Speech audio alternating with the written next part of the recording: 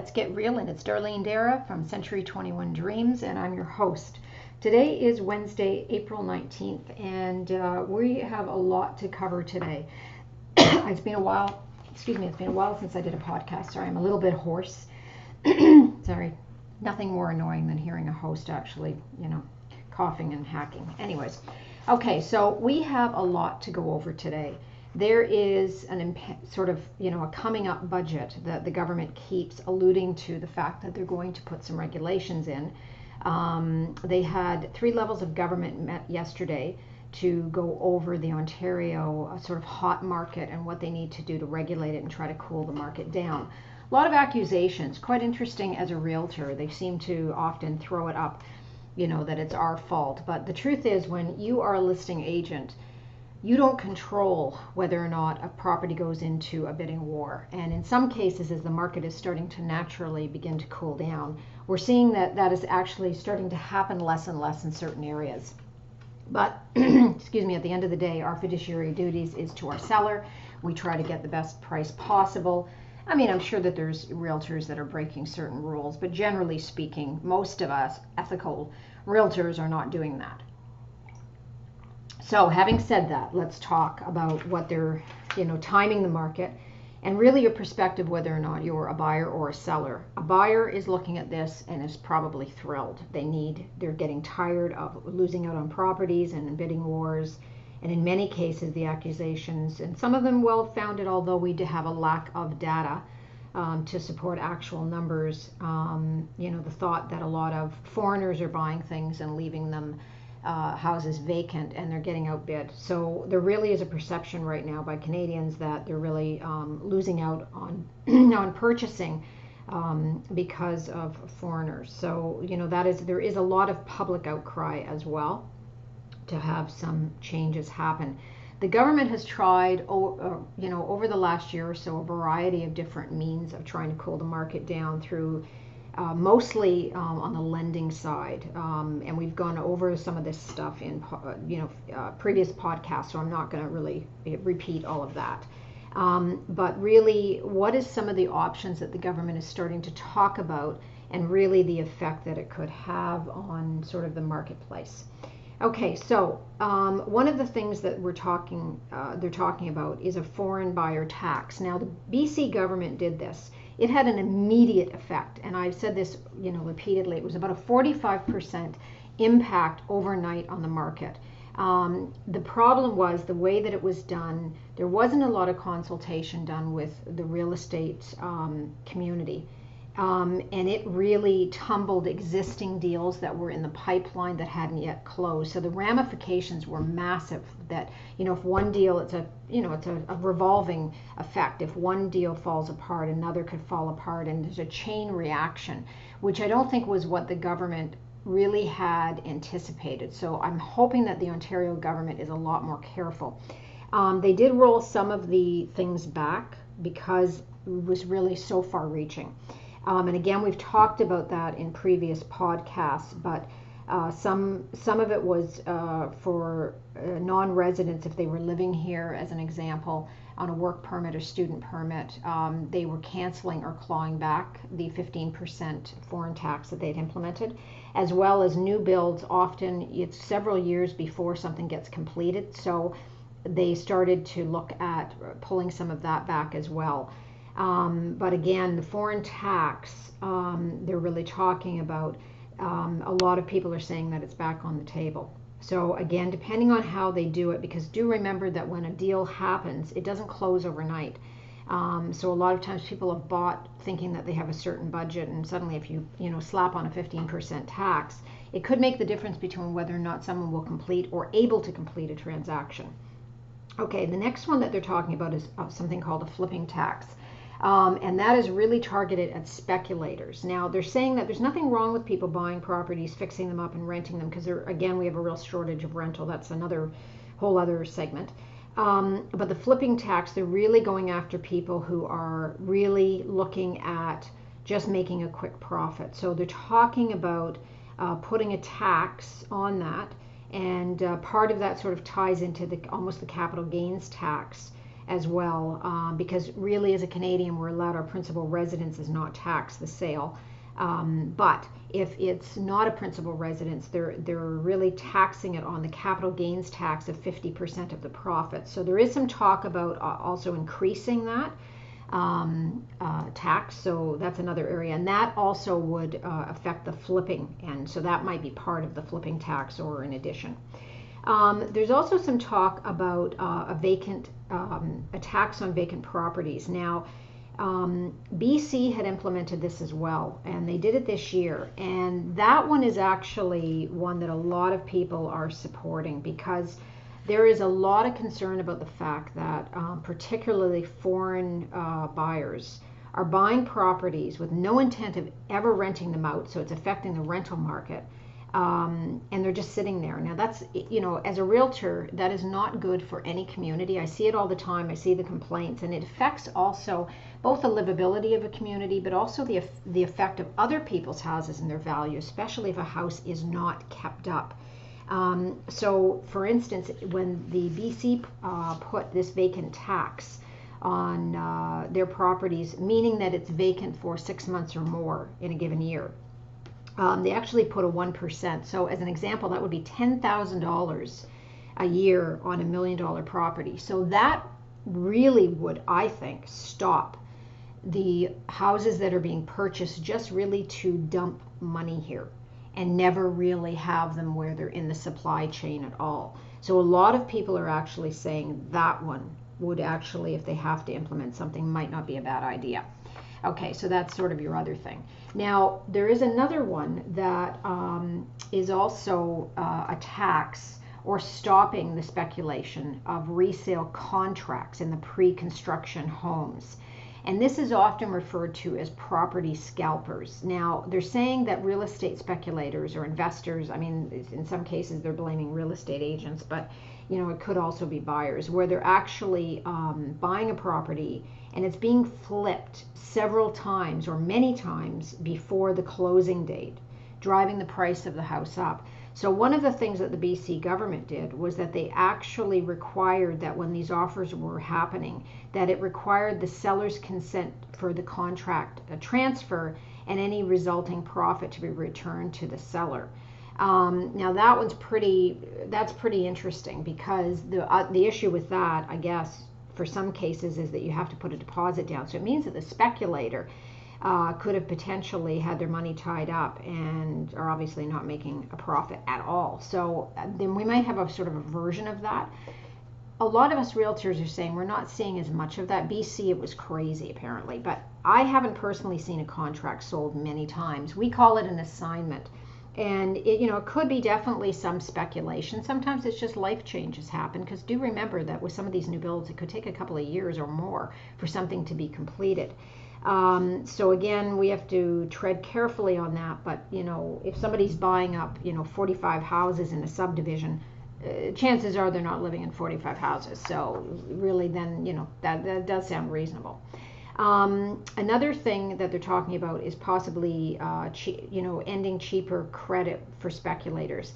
The banks are already starting to do that, where it is getting harder or more expensive to finance rental properties, or properties where you have many. There are ways of getting around that, though. There's a lot of money, and let's face it, the savings rates are so low right now that a lot of people are doing private mortgages as well and whatever. So they've done so much with the financing end that I think that they need to be a bit careful with that as well. Okay, so then the other thing is the bidding war. So they're talking about regulating some of the bidding wars. Now, unbeknownst to the average consumer, we have already, as far as an industry, as of about a year ago, started to implement tracking of multiple offers. For instance, you cannot be telling people you have an offer until you physically have an offer. Before, it was even the speculation of an offer. So, and we have to actually keep records of it, because we had what we called phantom offers, where sometimes people were saying there were multiple offers and there really wasn't, just to drive it up. So the actual real estate industry has tried to start regulating this a little bit better. We also have forms. We have to keep track of things. Retention is, for years as well with these documents. So It's already started to happen. So I think that in some cases, the bidding war regulations, might be sort of scapegoating, to be honest, the industry. Really, and then there's other things where we're talking about supply. So like a lot of this is sort of talking about the end result when somebody is buying and their profits. But part of the issue as well is the fact that the government has some very strict rules on releasing land for developers. So there's a lot of accusations on both sides on whether or not there is land where developers are just simply not developing it versus the government holding back. So I think there is a consensus that there needs to be more supply going into the marketplace as well. And definitely the timing and how the government approves things, they need to take, some responsibility as well, because the supply has been, very, very restricted. So that's another area that they're talking about that may actually ease up some of the supply and demand. But generally speaking, we're seeing now a lot of the other issue that, as a realtor I have is that a lot of these stats, are not that well known. They make a lot of, speculation. The foreign buyer part, I'm going to be honest, it's very hard to collect data because really a lot of times at the, really might be at the lawyer end when it's closing that they know if a person is a resident or not. I can tell you on the listing side, we don't really know the buyer. We can get some information, but it's not uncommon that even that we get sort of lied to. So, one of the things I often say to my sellers is, assume that a lot of stuff we're being told is not true, because they don't want to necessarily disadvantage themselves at the offer table saying that they're, not here or that they're not really going to live in the property. So, there's that issue as well. So, there's a lot of variables in this, and we just have to be very, very careful. Now, the rental side of it, if you do the taxing of the vacant properties, if somebody is going to actually be buying them, it will force particularly foreigners who want to just have vacant properties. And in Toronto, they're saying that there's roughly, they think about 65,000, which is an enormous amount of properties just sitting vacant. So there might be more incentive to actually be trying to rent them. Now, the downside of that is that you have to be careful that they're not just renting them to anybody, because let's face it, we don't want, criminals or hoodlums just being, your neighbor because somebody wanted to reduce tax burden. So again, we have to be sort of careful on that. But the rental side, there's definitely a problem. Another thing they're talking about on the rental side is starting to impose some more rent controls, really with buildings that are newer. Now, right now we have a lot of stuff where, let me take a look at some of my notes here because I was trying to sort of make some general notes. So right now the rent controls are really for buildings that were built before 1991. Anything after that is not under the rent control regulations, and there's a few reasons for that. They're more expensive, and a bunch of other stuff. So they're talking about maybe, because of course you hear these horror stories of suddenly your rent going up 50%, but they're talking about having it where maybe they're limited to a 1.5 above inflation. Now inflation's around 2%, so they're saying that's around a 3.5% increase annually, because a lot of times, especially with new condos in particular where there's maintenance fees, the first couple of years might be very, very low because they're really estimates. It's not until you get a year or 2 or 3 years into a building that the real maintenance fee becomes more evident. So if it suddenly goes up a lot, they're not restricted on a percentage on rent, like rent controls. It may make having a condo in particular, a rental property, suddenly not worthwhile because it's financially not feasible. So they have to be very careful. So that's sort of why they are thinking of a higher percentage for newer builds for rent controls, without it really allowing somebody to just gouge and throw out tenants at 50%. I think, to be honest, you'd have to have a really unique situation that suddenly overnight you need to increase your rent by 50%. That seems to be a bit ridiculous. So, the rent control thing, the problem with rent controls though is that They also, one of the other things they're talking about is the government starting to put some kind of stimulus in that would encourage builders to actually build rental units as opposed to condos, because that's one of the things that a lot of builders are saying killed the rental market, because with rent controls, they just said, forget it. It's better just to actually go in and take less risk and do it condo for sale. So they have to be, again, very, very careful that sometimes the immediate relief when government tries to regulate has a long-term, really detrimental effect for the consumer. So, again, they have to be very wise in what they do. Now, what is the result that we're seeing? We're seeing a lot of sellers trying to time the market, and buyers, quite frankly. So I'm seeing this week actually a little quieter with buyers as they sort of sit on the fence, not knowing what these implications will mean, thinking that maybe the competition for the house they're trying to bid for may be less, and that might actually be the case. Having said that, you might have a quieter week or so, which in fact, because people maybe are a little bit more spooked, you actually might get a good deal. So it really depends your perspective. Again, not losing your head if you're a buyer, and looking at it rationally. We didn't get into this mess overnight. We're not going to get out of it overnight. So it really depends. On the selling side, I've seen a lot of sellers over the last many months or even year really trying to time the market with all the shows and whatever. And let's face it, everybody, all we're talking about is real estate. You don't have to be a realtor to see that.